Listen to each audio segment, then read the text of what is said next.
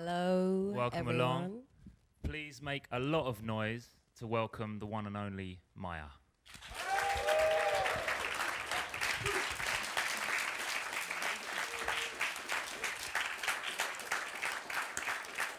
All right. How you feeling?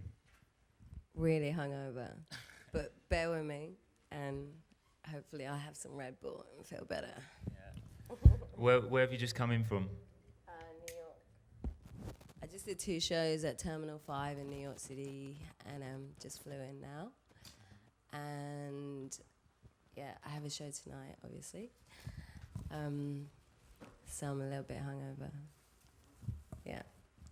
And you're massive in New York right now. How's that? It was, I just kicked off the tour. I'm like touring until December, and it was like the start of my, like a new set thing that I've made. I use the Lehman machine. What's You that? guys know? It's like, it's kind of a sync machine, so you do videos and samples yourself, and you could trigger stuff, and it's like got a touch screen, and you could do effects on it and stuff like that. It's just kind of simplifying the show, but kind of complicating it a little bit, so it's just a little bit more than a DJ. And but I have controls over the visuals and stuff, which is cool. And yeah, so it's like the first 2 shows doing this new setup. So we're going to see that tonight? Yeah, I think so. Though my DJ really hates it. He said he's going to smash it. 'Cause, yeah. And what's the It setup kinda- of the show? Is it DJ and you, or is it? Yeah, I still have Low Budget, who is the other half of Holotronics from Philadelphia. And yeah, the Lima Machine, and me and Cherry. Yeah. I couldn't get visas for anyone else. Like, the people that I wanted to recruit in my band were like sort of in the jungles in Congo and stuff like that, and like random people. And yeah, getting visas for me is hard enough, and trying to sort of get people out from India or Africa or whatever is 10 times hard. I was just checking out some chart figures. I didn't realise that you've been in the top 10 consistently in Canada. It's no wonder that... I didn't know that. Yeah, you have. And I think what's the current single you got out at the moment? I'm not really sure. Here. I think in London it's Jimmy, and Japan is Jimmy and stuff. But in some places it's boys. It's just so random. I have I'm signed to an independent label in London and then a major in the US, and I think like the communication between those two is just so, it doesn't really exist. So they kind of do their own thing, and I, meanwhile, I sort of put stuff up on MySpace and I do my own thing, and it's like there's about 8 people doing their own thing with my stuff. So yeah, it's not very regulated. And what's the current album called? Kala. Do you want to play us something off it? This is really strange. Right. I'm gonna play. I kind of wanted to make sense, like what I'm talking about and stuff. So I think I should do like an introduction to the album. This is obviously the second album, and I didn't really have any ideas about what it was about and what I was gonna make it on and stuff like that. All I knew is, right, before I get into my album, shall I start from the top about my first thought, like a musical thought about what I was going to do for my second album? So I heard this Tamil song a long time ago. I think it came out in 1995. And I thought it was really amazing. And I wanted to track down this producer. But before I did all this stuff, I was still touring Arula. So I sent this track in to Interscope, and I was like, this is what I want to do. I want to do this sort of sound, and I want to meet this guy, da da da da. And I think people were really inspired by it, and it really sounds similar to Gwen Stefani's Wind It Up track. So I was really pissed and had a huge fight and stuff. So this was the track.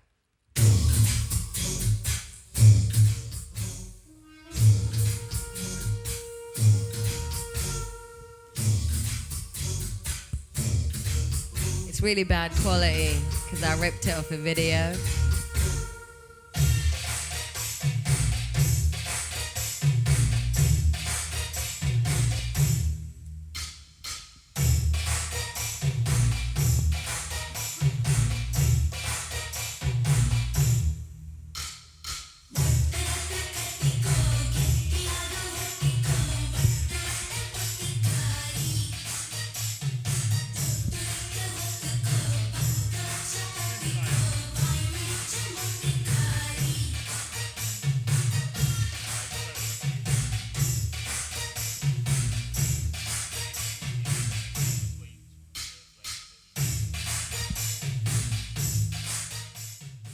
Anyway, you get the idea. So that was like the first song that I thought I really liked, and I wanted to find the guy who produced that.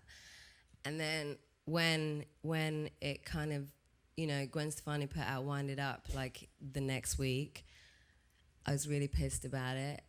And so I decided to kind of not go with something, you know, that had that sort of vibe. And I went to meet the producer anyway, and we worked on a few things. And he's like the Timbaland of Tamil Nadu, like down south. His name is A.R. Rahman. And he's just, like, his knowledge in music is so vast, like, for where he is and what he does and stuff. And he's got this studio that's like a 11 million pound Abbey Road kind of looking thing that he had people from Abbey Road design and stuff in the middle of Chennai with like 800 million starving people. And he owns the whole road and stuff. And I, you know, when I got there, I kind of decided that sort of on the way there and stuff, I was meeting random people who were doing music that really didn't come from such an established like musical place in India, and they were just sort of experimenting and kind of I don't know, figuring out what music is, even because everything is so sort of limited and you can only put music out through movies and stuff, and that's kind of where I arrived at Bird Flu. So it was that week that I went to meet this guy, and you know, I figured that like Indian people, when they make music, they have like 79 different scales, and in the West we only have 2, and so it opened up so many possibilities. And then I just started rounding people up, you know, whoever kind of screamed the loudest in the street, and if kids were playing, like whoever was like, you know, just there and was the feistiest, I suppose, that kind of made me work with them. And so that's how I met the kids, and that's how Bird Flu came about. It was the idea of, you know, if in the West we only made beats like in a 4/4 structure or used 2 scales and stuff, and in the East, like they had like, you know, such complicated mathematics of how they interpret music and how they make music, and they have all these half scales and stuff. And I just kind of wondered if India was becoming like technology-wise as a superpower, because they were getting all this sort of work to manufacture computers and manufacture the software and manufacture like everything enough to make, you know, they can make a Timbaland album with exactly the same software and exactly the same equipment and stuff, but probably, you know, 100% cheaper or whatever. You know what I mean? It just, I don't know. I started thinking it is a real special time to be in India, because they just floated the market and stuff, and it was like a really big like economic boom. And they were really excited at the fact that they were making computers and making softwares. And if you make Logic knowing that there's like 79 scales in music, then it would definitely change how we make music over here, you know, whether we know it or not. And that's why Bird Flu is a big.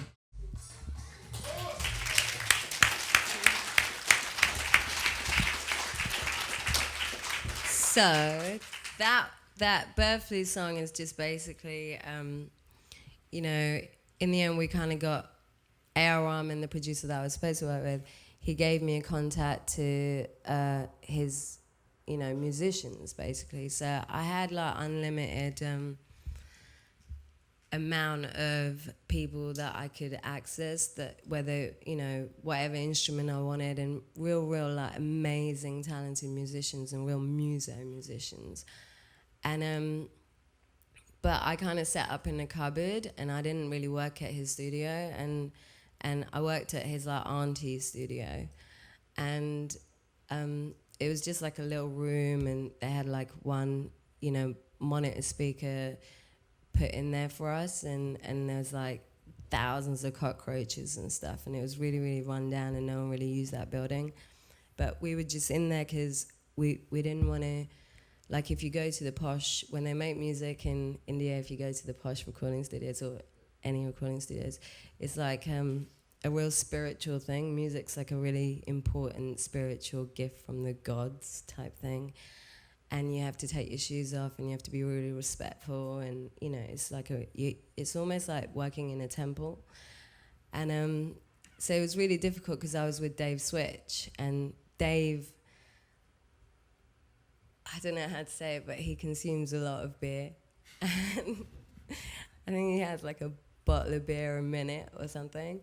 So it was just like loading up empty bottles, like in this half of the studio takes up like, you know, anyway, the point is, so to have like the chaos and stuff, which me and Dave have when we make music, like we need the chaos. We need anyone to be able to like walk in and walk out, and we need to be able to smash a few things, break a few things, you know, set fire to some shit.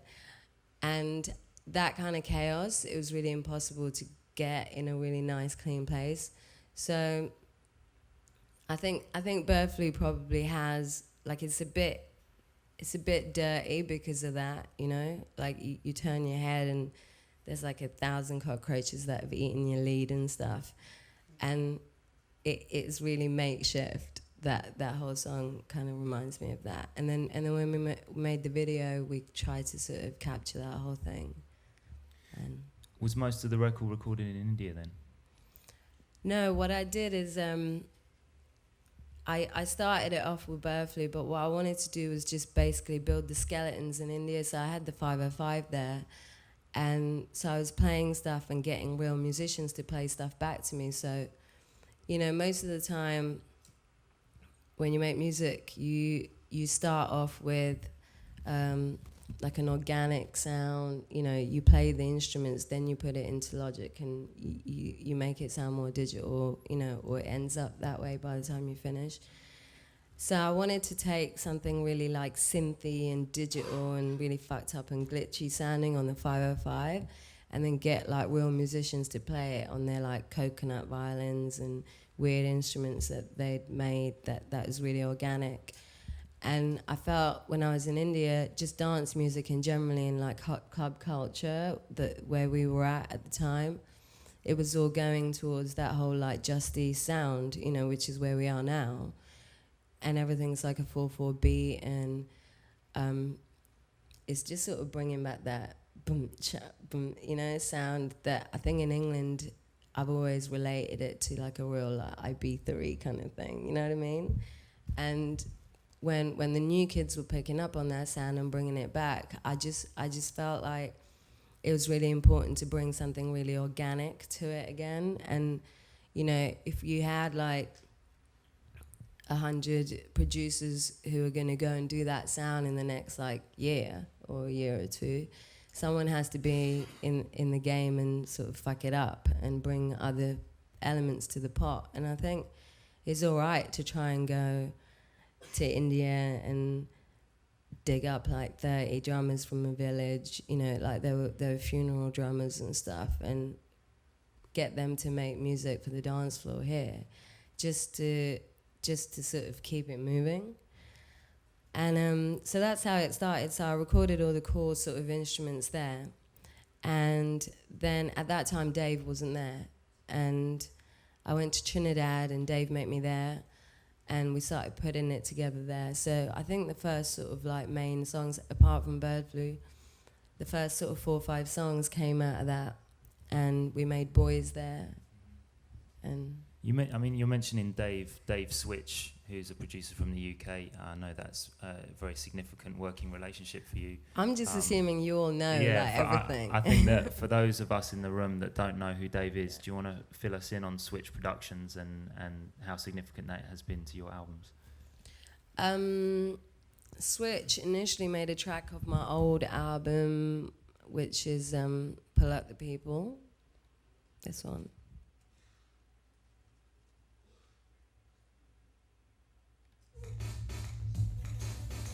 I'm going to keep all my songs really short because it's just a bit weird. But anyway, Switch is a house DJ. He's a house producer and kind of originally comes from that sort of background. And this is the first time I worked with him is when I went in to record the song. And I don't know,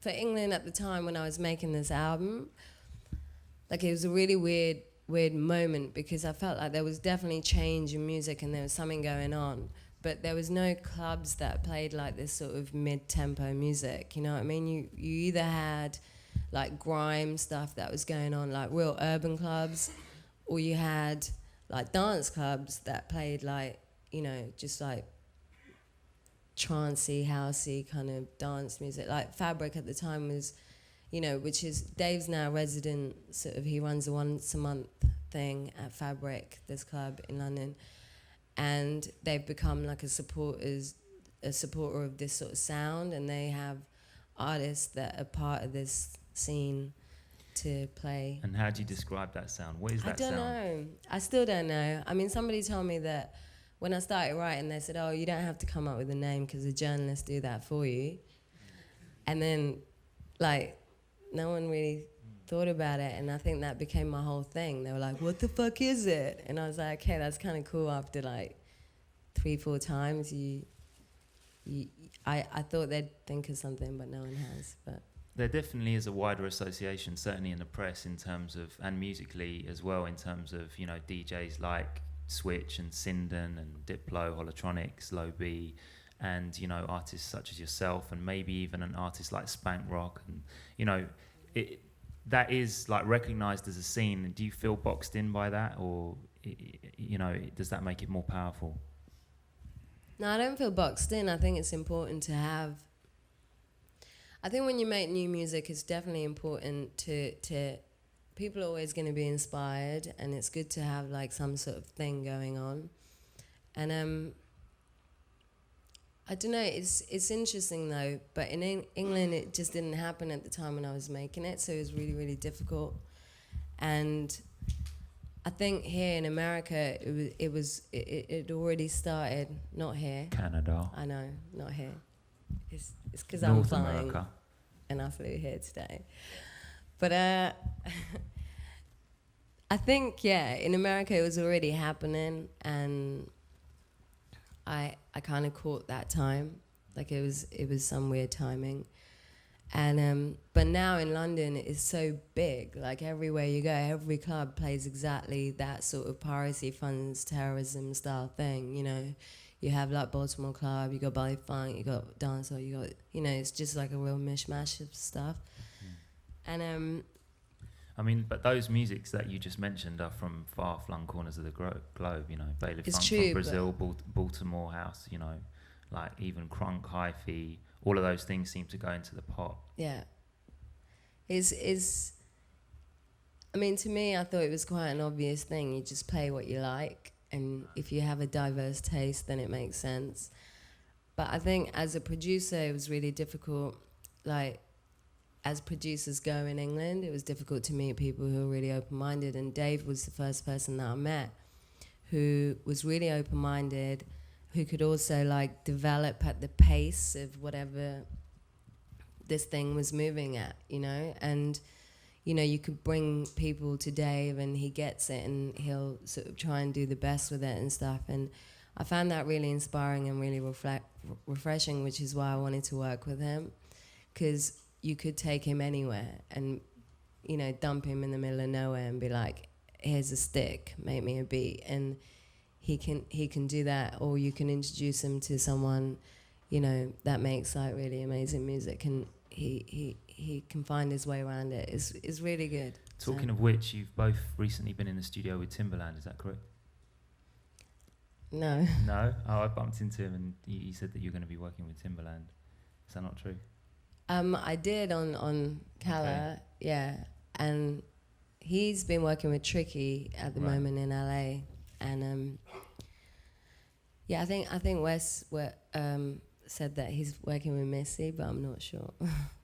Yeah, but anyway, so that's Dave Switch, and he came with me and sort of produced most of the album with me, and then I don't know, what do you want me to play next? Something he did. This is Dave's. I think this is Dave's best work. This one.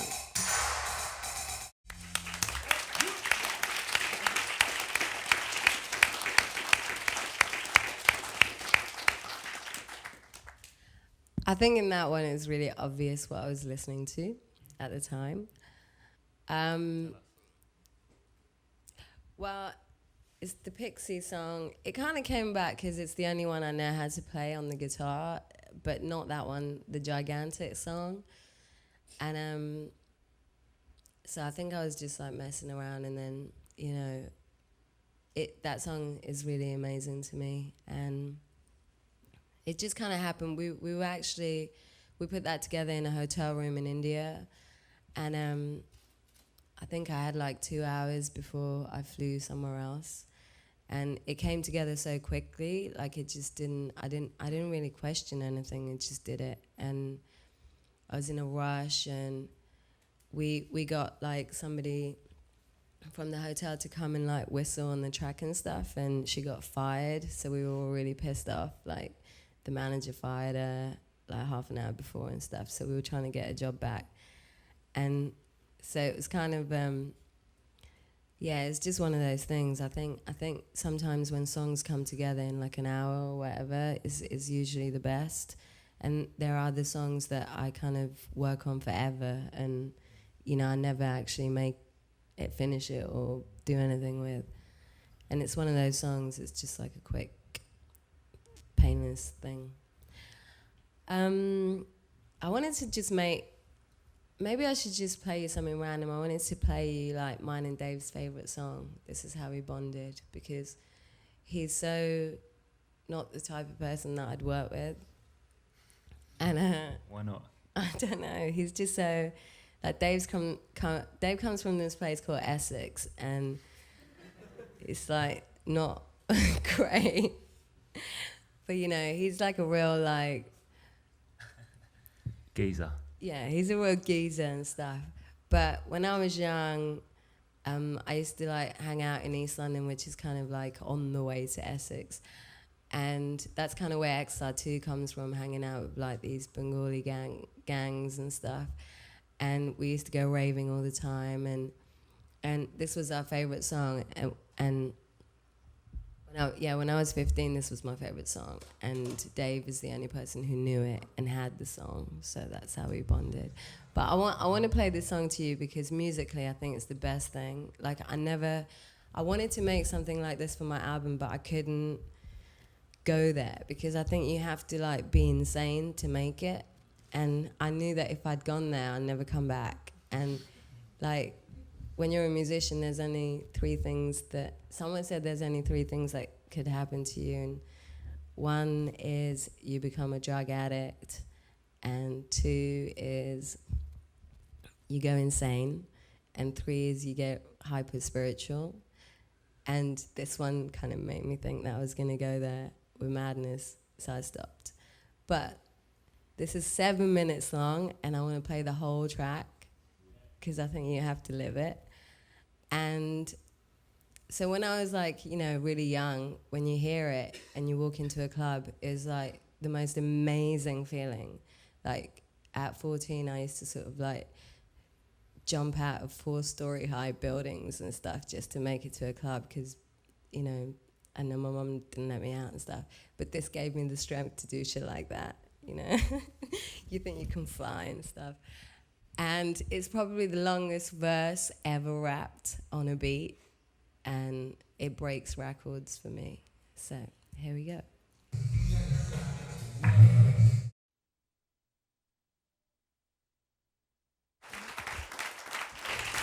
So that's called Narrow Minds. Who's it by? Genocide 2, and the track's called Narrow Minds. It's really, really rare. Like I've never heard it since that time in my life. And what time was that in your life? the Exile 2 days. I think it was like, 1992, and I was just kind of raving loads. And, you know, with all the other sort of rave songs, you can always find them anywhere, but this one's really, really rare. And but I felt like after that, I just didn't want to say anything. Like, it made me think really different about lyrics and stuff. Like, you know, every time I listen to that in the studio, I just kind of, it shuts me down lyrically and stuff. And I just want to put it on repeat and listen to someone else's song. So that, I think, is one of the songs that I was listening to loads. And where are you living at this point?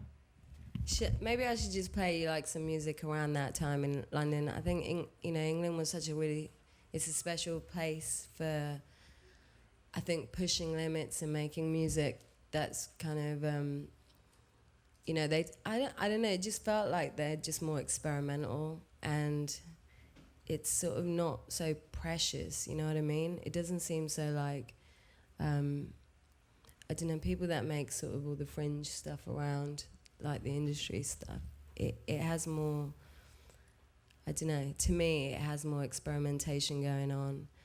And I think like with Bambi Banger, that's one of the things that I was also thinking about. Like, I just kind of wanted to be like, fuck you about everything. Like, I didn't want to make sense. I didn't want to write like proper sentences. I didn't want to write like verses you're supposed to write. And, you know, especially I think me as an artist, at that time in the newspapers and stuff, people were like, M.I.A. is banned, and, you know, over my lyrics. And it was, my mum was reading shit like that. And it's kind of, I think, you know, for me, I just felt like communication just can't be like that. I shouldn't have to rap the same as Eminem, or I shouldn't have to like rap the way Kanye West raps and shit just to be a rapper, you know what I mean? Like that, those kind of definitions really, I don't know, I find it really limiting, and that's why I like this Narrow Mind song, because it's just like that guy who delivers on that track. You can hear like how insane he is, you know what I mean? And I don't think if you go that far in it, I don't think you can last. And you know, you get to a point where you snap. And I didn't want to sort of, in my music and stuff, when I talk about things, I just don't want to kind of say it all and sort of burn out and snap by the end of it. I think it's a bigger fight than that, if there is one. And as an artist, I have to keep things kind of 360 and make sure that you spread it out in your work, you know, in the art, in the film, in the stuff you do, not just music and the lyric and, you know, what you say in a verse. And I think Bambi Banger was the first song that I wanted to open it up like that to myself and be like, I just want to say random words that I've seen in the, you know, past 6 months of my life through everything that I've seen and done and wherever I've gone. And it could just be abstract like that. And it kind of feeds in through the music and the art and the film and, you know, just lifestyle or whatever's going on at the time. And I think, yeah, it's it's sort of difficult for people. And when I played it to people first, and I brought it into the record company, and they're like, "But we need a hit."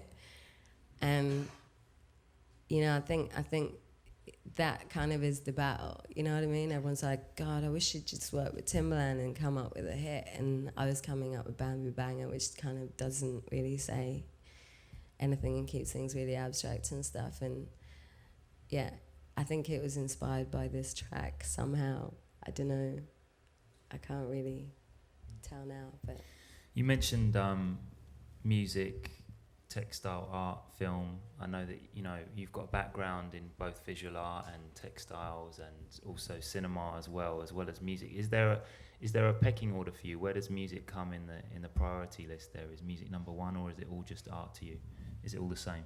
well, I think it's obviously it's the dominant sort of factor in my life. It dictates what I do every day, and you know, I'm traveling and touring, and I'm being a musician, but I try not to see music as a musician though. I think it's really important for me to just stay human first, and you have to see yourself as an artist, and then the medium is the second. It's a secondary thing. So you kind of have to develop as a person and get your vibe in check. Because I think musically, it really helps if you have like a thing, and if you have a thing, then you can do it in whatever you do it in. If you were the person that made soft drinks, you could still have that same flavor. and I think it is what I'm doing, but at the same time, I think I kind of know that there's going to be ups and downs and weird limitations around what I do, and I kind of sense it, definitely more on this album than the first one.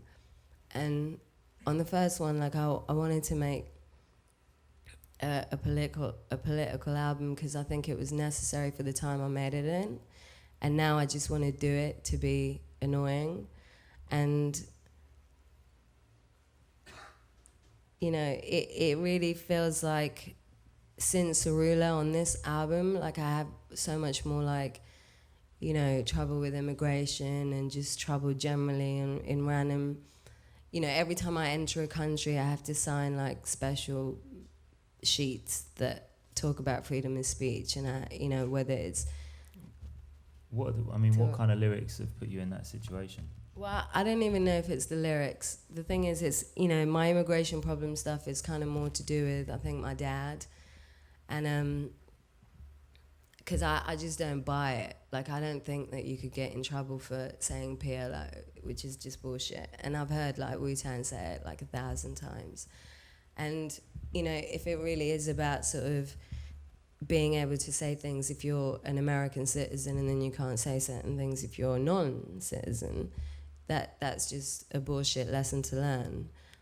But either way, like, I wanted to use my music to kind of highlight these things and to see if there were limitations to freedom of speech. And I think on this album, even though I don't think I'm directly political or anything, but I have more problems, and I think that's why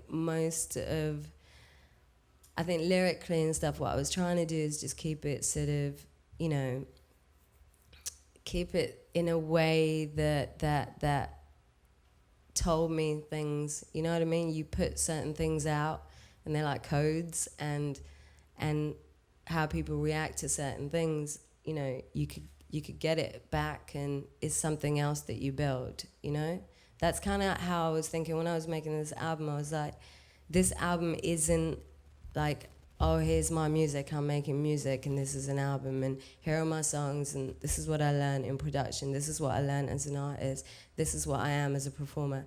It wasn't. It was kind of, there are a few things I need to find out about the planet and how this shit works, and, what's important, what's not important, what's important to teach people, what's important to learn as a human being. And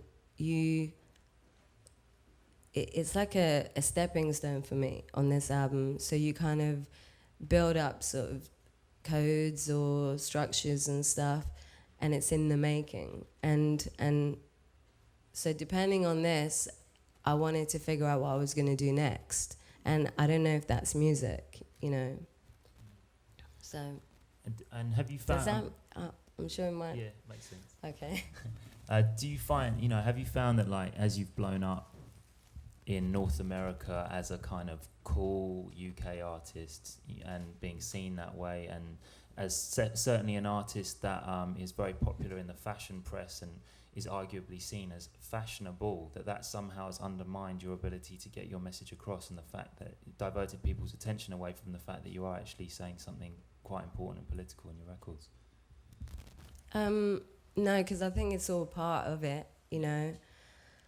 And I think for me, like, it's just important. I think I would never ever be that artist, you know, who's gonna be like straight up like one-dimensional political. And it's like my whole thing wasn't, oh, I'm a politician.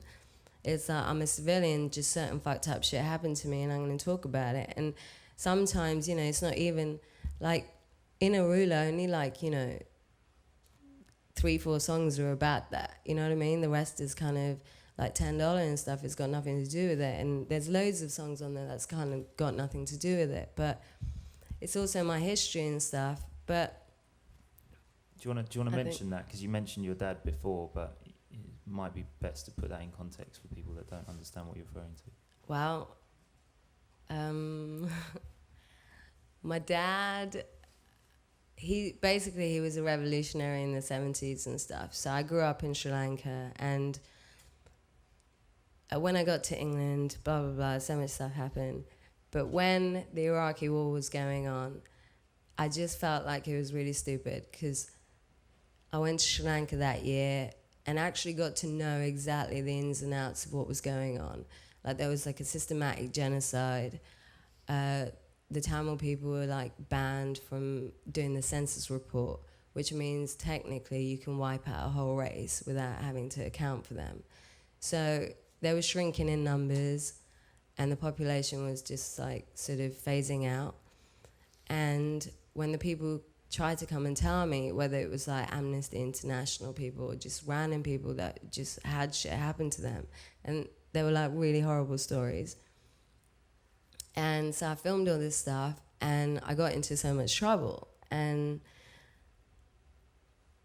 it kind of seeped into my music, because that's where my headspace was at the time. You know, 2001, I went off to do that, came back, and it was just in my head, and I was just like, wow, the Tamil people are banned from talking to the press, which means they can't actually ever be heard by anyone. So I had this sort of footage, like 100 hours of footage of people telling me stuff, and I couldn't get it into a film shape and get it past the Sri Lankan embassy, because they have to clear any films or any sort of work you make about the Sri Lankan political situation. You have to have it approved by the embassy, and they wouldn't approve it for me. And so I became an artist because of that, and sort of made it into stills and things like that just to get around that. And I think every time you morph into a different form of a creative person, most of the time it's because I needed to get around this, you know, a situation.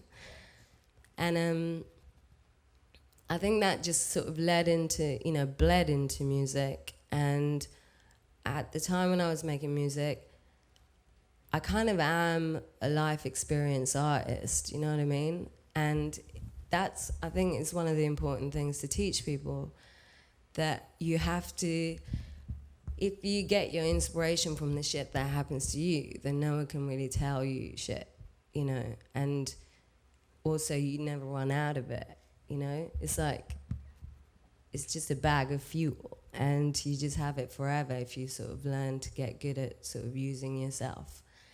And I think that's kind of how I was thinking about it. And when I made music, I just wanted to tell people, look, this is happening, that's going on, this is how I felt, I'm confused, I was here, this happened, that happened. It was more like that. It was just sharing something you'd gone through. And it grew into me actually, ending up on the Homeland Security threat list. And so I became like national threat to Homeland Security, and they red coded me and didn't let me in for 10 months, which is really stupid. And that kind of was the point, though, I thought, to stress that there is a limitation to freedom of speech. And if there was a floor and a ceiling to freedom of speech, then we shouldn't have kind of gone and bombed, I don't know, hundreds of thousands of people in Iraq for it. You know what I mean? That was like one of the things we were fighting for. So anyway, here I am. You mentioned before, you just mentioned before, the piracy funds terrorism sound. You were like, it's that whole piracy funds terrorism sound. What did you mean by that? That's to do with the mixtape you did, right? Early on, or? Yeah, I mean, I always used to say, when you go to a club, it should sound like a mixtape and stuff, just in terms of the sound of having Baltimore and Body Funk or, Kuduru, whatever it is, like be able to happen in one space. So you didn't go to like a funk club, then you went to a Kuduru club, that you can have it all play in the same space. That's kind of what I meant. But that was the thing that kicked it off for you before the first album, right? Before you went to Excel, that tape. No, I made that after I made Arula.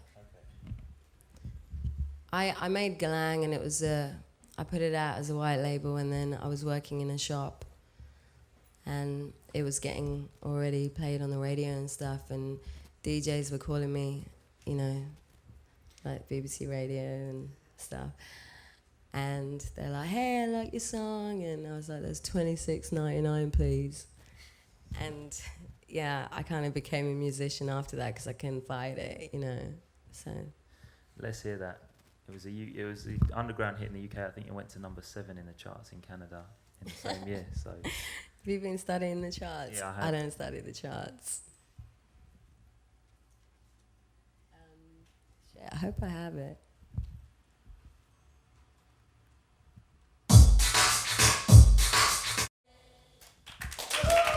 How's Galang?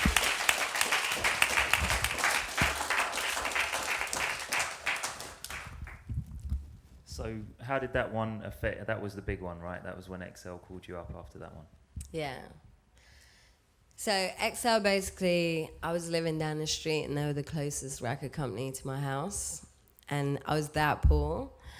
And so I just went to them because I could walk it there. And I played them that song and they kind of signed me and stuff. And, at that time I had like 4 songs demoed. And then I finished the album, and then I came to America and worked with Diplo and made Piracy Funds Terrorism. And I don't know, on this album, I felt like when I was making Arula, it was just so simple. Like, I just started, like, Galang was the second song like I ever wrote as a song. And the first one I wrote is M.I.A. And it kind of was really weird that it was the first time I sort of sat on a 4-track and wrote a song start to finish. And, loads of the noises came off the 505. And it was really difficult, though, because I didn't really want to be a singer, and I really thought that I was going to have issues, like, remembering my words and stuff. And just, I kind of didn't want to be a performer. I scouted, like, loads of people to be the singer of that song. And I demoed it with, like, 3 other girls. And in the end, my demo actually became the track. And I was just trying to fight it as long as possible, having to sort of become a singer.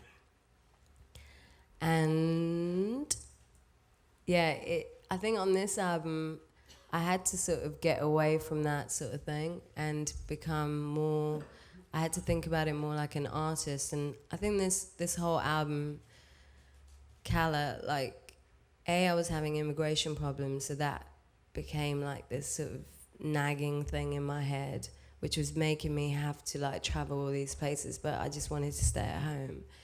And I moved out of my place in like 2005 and just was on the road. And making this album sort of kept me on the road, so I kind of haven't gone home since 2005. And I had to make it a creative process, and just because I was so desperate to get into a house, and you know, whether you're like painting a picture or you're making something, you just want to have your work spread out, and you kind of want shit everywhere and the mess everywhere, and you want to be able to sort of think and have thought processes and see it and go to sleep, wake up the next day and, you know, follow where you were and stuff. But it's really difficult to do that when you can't really, like, I had no work, I couldn't access anything.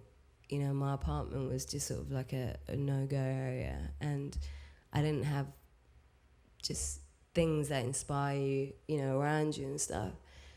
So the process became like the most important thing, you know. So I think I had to make that as creative as possible. But being coming from a visual artist background, you know, what's more important to you, the process or the final product? It's definitely the process. And it, you know, I'm just really grateful when people say they like the album, because to me it was really the process. And if people like the outcome, that's really cool. But at the time when I was making it, it really is about, you know, sort of being able to think certain things. And like some of the songs, I worked on it in every single country I went to, just because, you know what I mean? Like, you wanted to add layers and layers and layers. It was kind of like making, you know, a cake or something. And then you sliced it into songs. So it was, you know, you get the drums. I recorded all the drums in India, but that's kind of all I recorded. And like a couple other instruments that I knew I was definitely going to use. And then I went to Trinidad and recorded like the atmosphere of it. I think like the vibe of it came from there. And, you know, subject matter is probably more like Liberia. And then, you know, sort of the bass sounds were probably England. You know what I mean? It was just like layers of shit. And I don't know, it just felt like I was making this whole thing, and at the time, you know, I was also making the artwork just from what I was seeing around in all these places, and I couldn't really carry too much shit around because it was just me on my own, and I'd go to different countries and set up teams there on the spot just from people I met and stuff.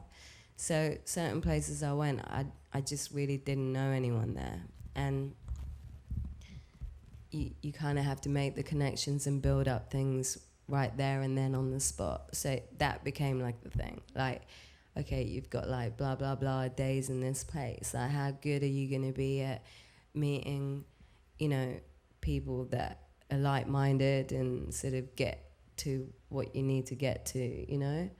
And I don't know, all these things are just sort of, I just wanted to keep my sort of mind busy, I think. And I always felt like, but any minute now, I'm going to work with Timbaland, and that's the real album. You know what I mean?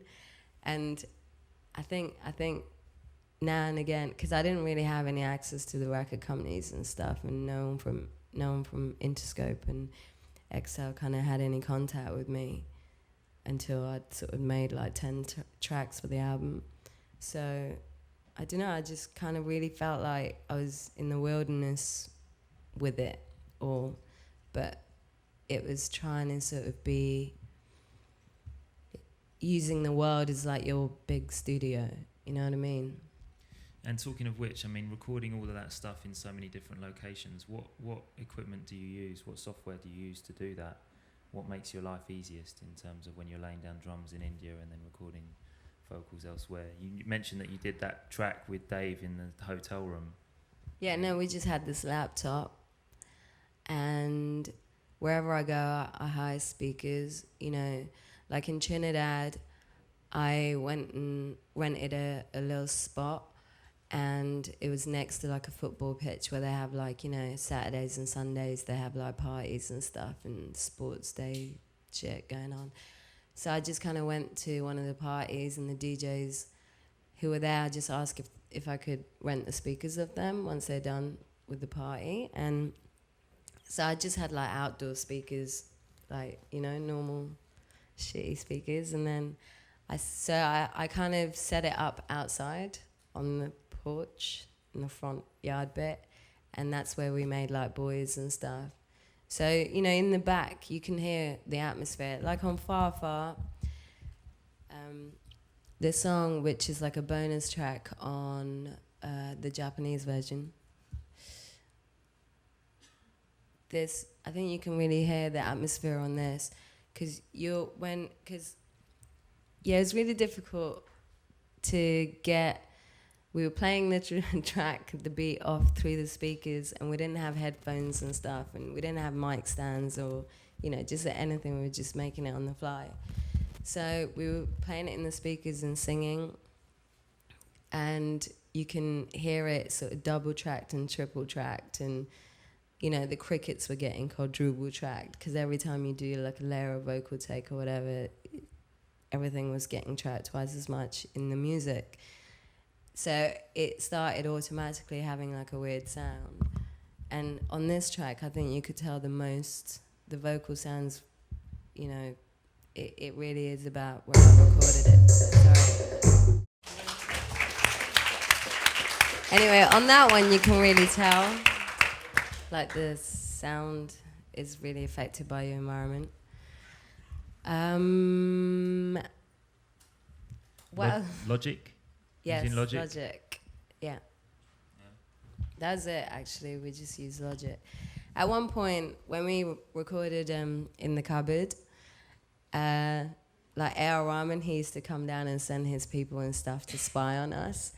And that was their thing. They were in like the, you know, $11 million studio, and we were in the cupboard and stuff. And they always used to be like, how do you do that? Like, with one guy and one computer, you know what I mean? And he had like 800 sort of like piece orchestras and stuff. And I think it's just sort of like being brave, you know, and just not giving a shit and not limiting yourself to anything, and being able to make music out of anything, you know? And that was like the idea. And this is I wanted to play this Kuduro track because this, I think, inspired me a lot when I was making the album. This is kind of what I played to Timbaland, and he just didn't want to know.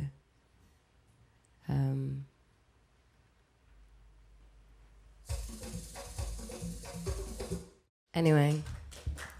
Where's that from? So that's from Angola, and basically, you know, when you see like how far they're able to push it, and that's like street music. Like Kuduro comes from, you know, the most underground. You know what I mean? You'd think that there wouldn't be that much progression in it, but if you know, if people with that much to say can experiment with like mute rappers and stuff like that, I just felt really weird being in Timbaland's studio, kind of, you know, worrying about whether I'm in like perfect tune and pitch and stuff like that, you know. And so I think that's kind of that made me go out in my own direction with things, you know. And yeah, I think it's an inspiring track. Did you want to hear like more Kuduro stuff, or? Okay, this track is by DJ Zenobia, who's like my favorite DJ at the moment. And I was gonna go to Angola and work with him, but he got into a car crash, and he was in a coma for like a month. But now he's back out and he's making music again, which is good. I like that song. Okay, I have to play you this other song that it feels like Narrow Minds to me, but this is like from India, and it's an old song. I think it's probably like 1989, 1990, and it's really, the sound of it is really amazing. I just have like a cheap rip from like a VCD. I found it on like a music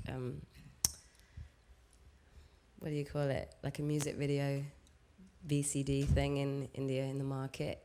But I loved it. and this is like their structure. So I don't know, it's really storytelling-y, and I really like that, and I don't think there's enough of it in dance music.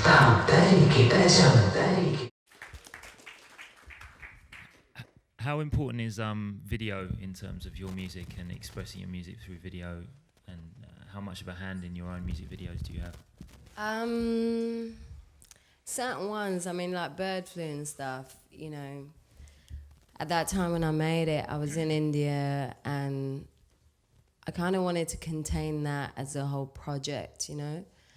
And so that was kind of, I don't know, it had to come from there. And I think at that time I didn't have a manager and stuff as well, so I was really sort of like totally like reeling out of control. And I was like, hi, I need more money. And then, you know, it was just about working out how to sort of start something out of scratch and build it. And the video ended up being an extension, you know, of the song. And we made clothes, and the kids got involved, and, you know, it was just like, it was really fun.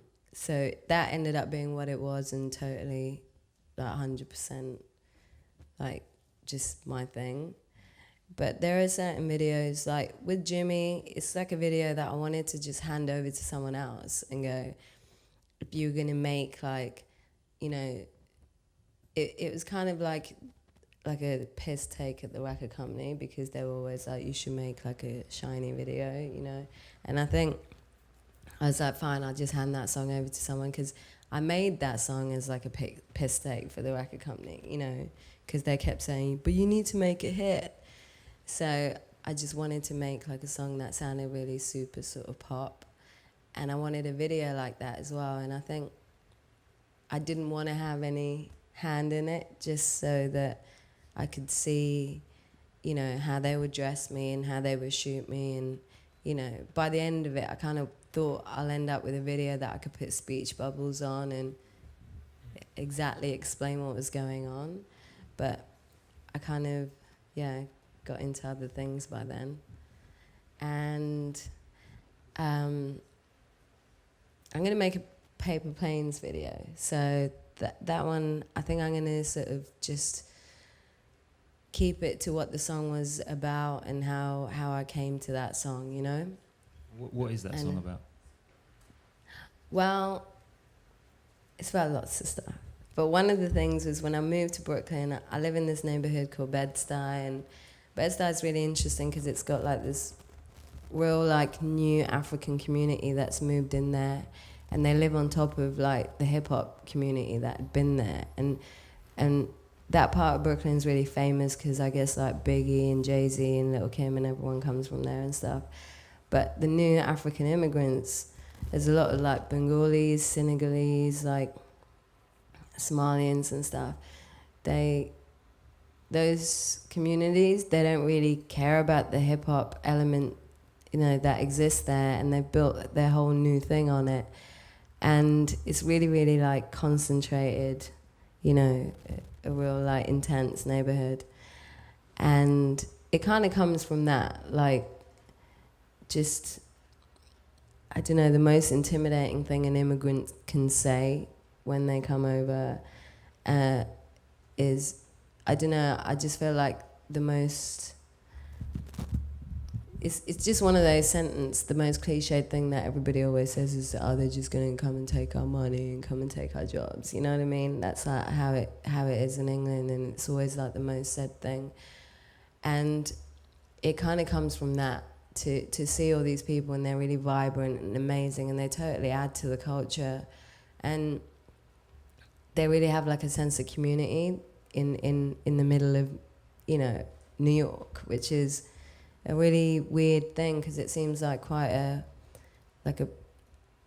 it's like a real sort of, I don't know, a third world thing that's happening in the most sort of, you know, developed, I don't know, metropolitan city. And that it kind of comes from trying to mash those two things up, and, you know, making it more sort of easier to understand. So what are you going to do for the video for that one? I'm working at a hoagie shop, like selling. Well, it's not a shop. It's kind of I've got a hoagie stand. Yeah, I think. And if you could pick any cinema directors to work with, be it for music videos or any other kind of visual media, who would you choose, and why? I don't know. Right now, I think it's a really weird time in music. Like I don't even know if it's important to make a video. I think I kind of do think it's important, but it's not important to make a video in the same structures as like MTV set out. You know, I don't think MTV itself plays music videos anymore, and I think it's really difficult because Spike Jonze was supposed to shoot the Paper Planes video originally, and you know we've been talking about it for months, and we started shooting bits of it and stuff, and in the end, it just seemed like, you know, Spike wanted to make. He always felt like I don't come across enough in my work and in my videos, and he just wanted to try and shoot something that was more real. And I think it's just, to me, it just feels like I haven't quite worked it out, you know.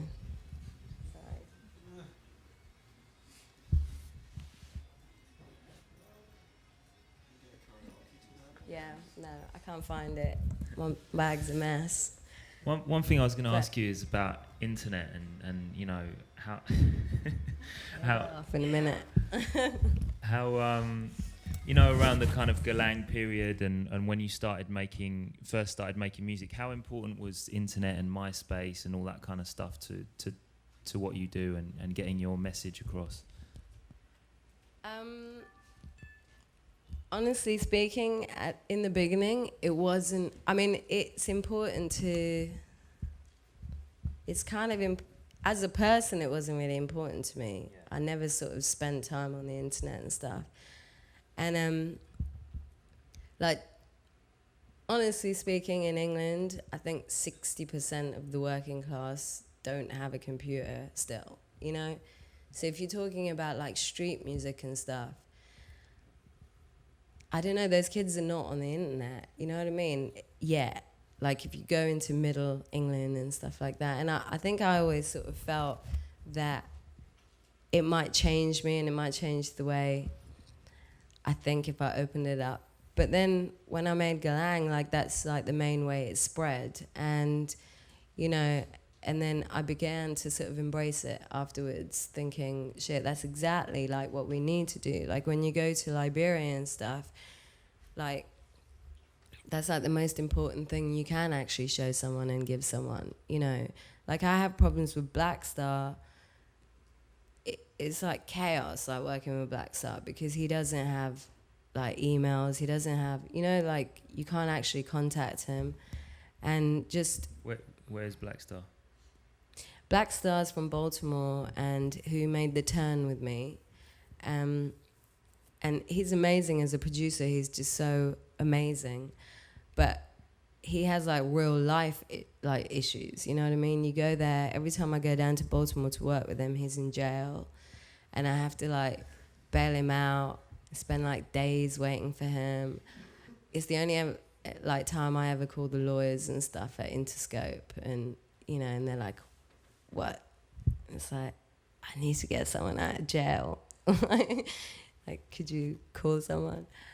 And I think he's just, yeah, I always think that. I was like, if he had an internet thing set up and he can control his MySpace and blah, blah, blah, he'd probably get out there more, you know, if he was on AIM and he was sending files. Like, that's how someone like Diplo works, you know what I mean? He's really internet-based as a person, and you know, that's the thing about like if you go into certain places and certain areas of music, like for example Kuduro in Angola, like those kids, getting them to communicate with the rest of the world and the pace that we move in is really, really difficult, you know. And I think how we in the West, how we're developing music and dance culture and the culture that whatever this thing is, it's so internet based, and and it's so fast, and it works on remix cultures, it works on DJs, it works on all those things, and they're part of it. But you either have to like open up the, you know, travel thing and build more bridges that way, or this is the only other bridge you have, you know, to be able to sort of share things. So yeah.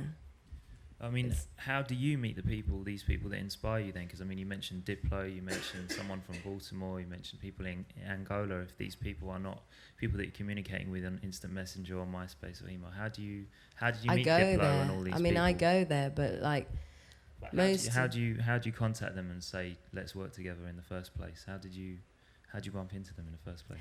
Well, Diplo, I went to the club, and you know, Baltimore, like Black Star went there to his house. And I mean, that is how I meet people. Like, you hear stuff and you track them down and go there, or you wait until they're sort of somewhere near you. But Black Star's never going to sort of be in London or anything like that. And I think, yeah, going to Angola and stuff is really, really hard because of the situation. Like, you also have that kind of shit to deal with, you know. Like in Liberia, they don't have electricity, let alone a computer. And I just, I don't know, it just kind of happens, yeah. M.I.A. Missing in action or missing in acting? It's missing in acting, but it doesn't really wash anywhere else outside London, so. Any questions from the floor?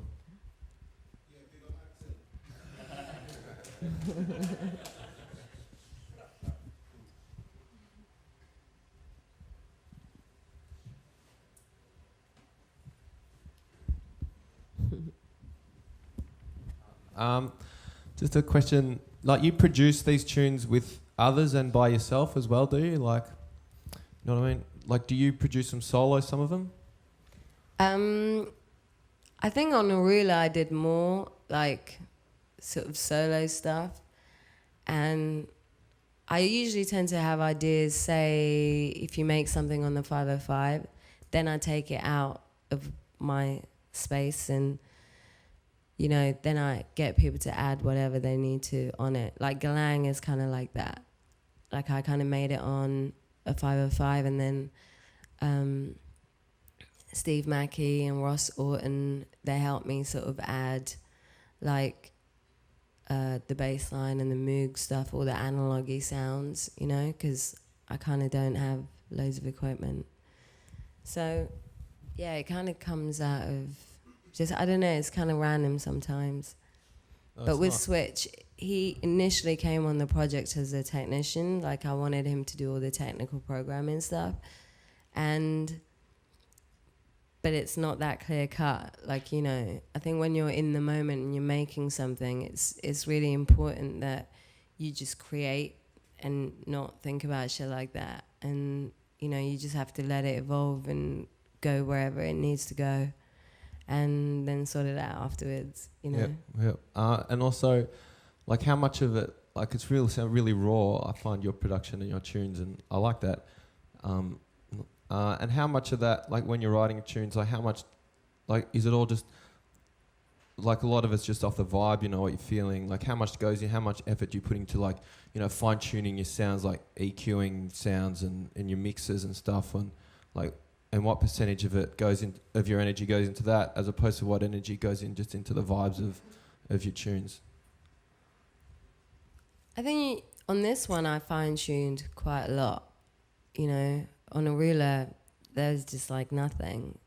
I think even like Bucky, like Wes, he sent me, like, emailed me the loops of, you know, the verses and stuff in Bucky, and we just kind of, I went into a studio that I'd never been in before, and I used like a technician that I'd never met before, and pieced it together, and it was just really, I think I wrote the lyrics in a cab on the way to the studio and stuff. And, you know, Wes came down and he spent like 2 hours in the studio in transit to Paris or something, and it was just really sort of scrappy. But at that time when I was making a reel, I was just always like, it's just a sketchbook. I'm just making a sketchbook of shit that I'm thinking about while I'm learning about music. Because that whole album, I didn't know shit about music, you know? And I was a fan, but I never wanted to make it.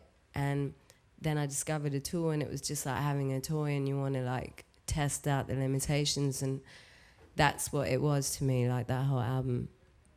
So it was really scrappy and sort of, yeah, there was nothing sort of solid in the way we produced it, you know. But on this one, I think we fine-tuned quite a lot, only because I was traveling loads and bringing up the files in loads of different places, and me and Switch would, you know, get together after a while of him sort of going off and doing his own thing, and then he'll meet me somewhere else, and and we kept going like that. So we got to work on songs quite a lot, you know, and look at things again and again. So, yeah. Oh, no, thank you. Yeah.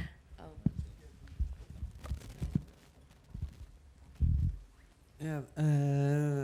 Firstly, the 505 is the actual groove box MC 505. Yeah. Yeah. Am I right? Yeah. Yeah. Just to get it clear. And what is exactly your relationship with Brazilian music and baile funk and that kind of thing? My relationship. I think I'm just, you know, at that time, I was just a huge fan, and I'd never gone to Brazil and stuff. And then after I made Bucky, like the sound kind of exploded in London, and now you can get loads of like funk clubs and stuff. And it was just, I was just really I just believed in it, and I wanted to like, I want people in London to hear it, you know? And yeah, it was just about sort of spreading the noise. And when I got there, they said in Brazil, like Bali Funk had never made it on MTV, and Bucky was the first time that they'd played Bali Funk on MTV, you know? And the Brazilians were like, well, how come it takes an outsider to bring our music to MTV? That's bullshit. Like they should have had more support. Like that. Yeah, and so now I think they play more funk videos and stuff, and they've started supporting it and stuff. So that was kind of cool. And yeah, it was really bizarre when I went there. I went to like the Sugarloaf Mountain, and it's like I got chased by like 100 screaming 14-year-old girls like on my first day, and it just hit me like what that meant, you know what I mean?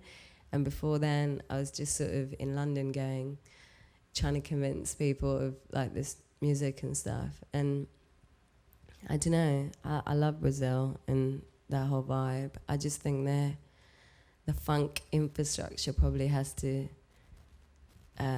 shift and mold into some other shape, because when I went there, I just found that like DJ Marlboro kind of had a lot of power in funk, and loads of music and musicians have to kind of go through him. So the way it spread was kind of weird, and the way it changed wasn't I don't know, positive enough. You know what I mean? It just felt like there was no money to keep the real kids in the favelas who are really, really poor, who could make money out of that, wasn't actually getting fed off it enough. Like that you'd actually have to work your ass off doing shows and touring. And Daisy Jagrona, who made the Njeko song, which, you know, Bucky's like inspired by, she does like 5 shows a night, and she's like 8 months pregnant and was still performing 2 days before the baby came, and the day after she gave birth she was back on stage and like, you know, breastfeeding the baby on stage. And that's how hard you have to work. And it's just, I think the infrastructure has to change a little bit for the music to actually help properly, you know? And I don't know. So that I don't know. I hope I did something constructive for funk. Yeah, But- sure you do. Thanks. Okay, last one. All right. What pushed you to start making international collabs? You know, all this traveling, and does your label support you, or do they try to sit you with one person? Because it seems like you're traveling a lot to do this music, and No, I traveled loads because I didn't get a visa to come home.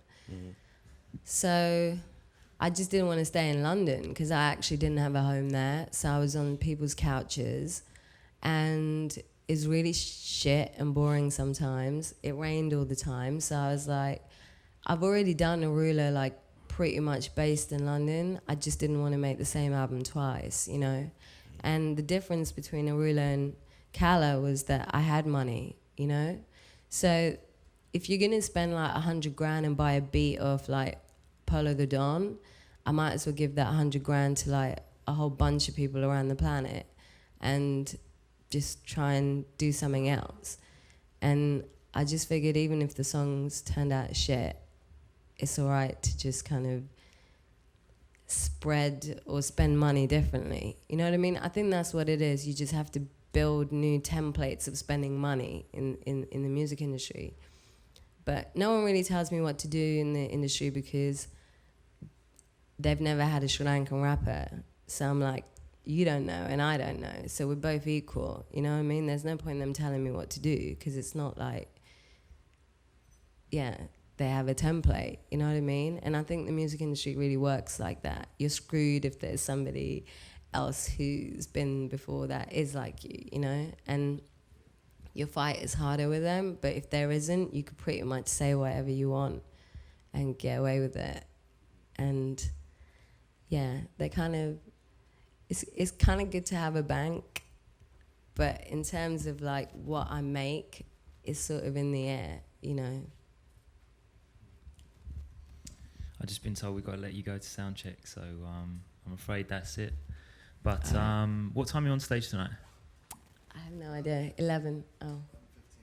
And we got Hudson Mo and M.I.A playing tonight as well. I'm looking forward to it very much. For now, say thank you very much for joining us today, M.I.A. Thanks.